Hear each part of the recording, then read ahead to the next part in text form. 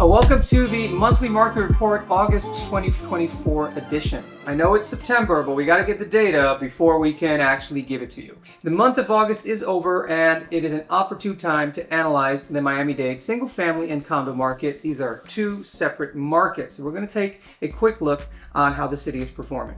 Now, regardless of what you've seen in the news about the doom and gloom, about prices falling, about that RE Venture guy online who thinks that the market has been failing since 2017, don't believe the hype.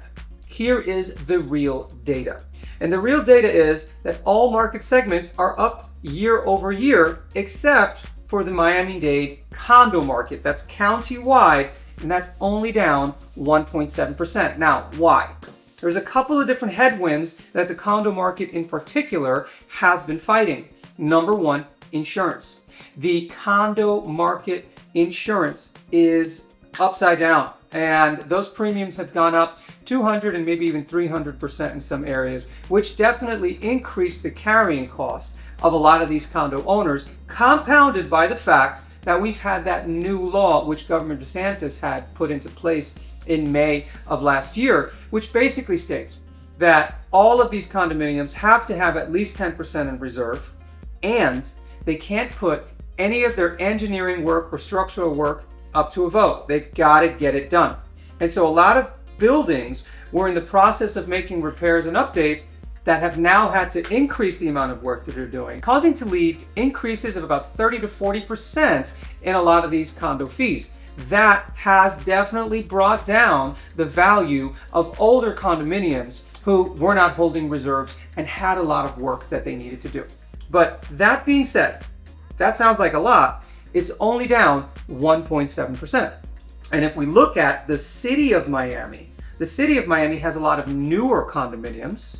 And in the city of Miami, we're actually up 3.7%. So countywide, down 1.7%. due to the older condominiums needing a lot of work, but the city of Miami is actually up 3.7%.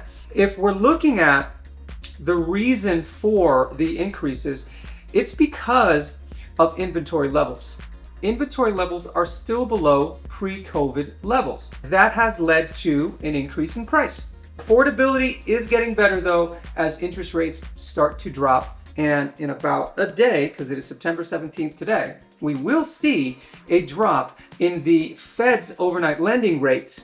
And according to analysts, potentially 3 drops before the end of the year. So mark my words, we will be below the 6% and in the 5s before we get into 2025. That's going to help with affordability.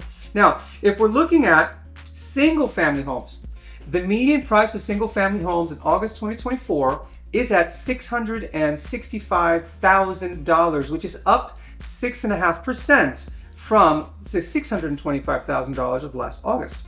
Prices are still 80% higher than August of 2019, and inventory is 28% below pre-COVID levels. That's the bigger picture. But if we're looking at homes below $500,000, they are down dramatically. They are down on the floor. The entry-level price in Miami is at least $500,000. Now, county level for condominiums, median price is $413,750, down 1.5% from median price of $419,990, but inventory levels remain 31% below pre-COVID levels. So in conclusion, the median price is slightly up year over year across the board, except for county level condo markets, and everything else is looking up, especially with these interest rates that are going to go down. So if you have any questions about this market and you want me to really do a deep dive in your specific property type and in your specific city or area, please let me know. I'd be more than happy to do that to give you the facts. Thanks, everybody.